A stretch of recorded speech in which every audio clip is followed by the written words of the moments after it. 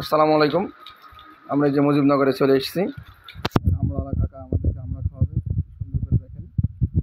আমরা ছুলে এখন আমাদেরকে দিচ্ছে। যেখানে দেখছেন যে ফুল আকৃতির হয়ে আছে, এরকম করে আর কি যাবে জিনিসটা।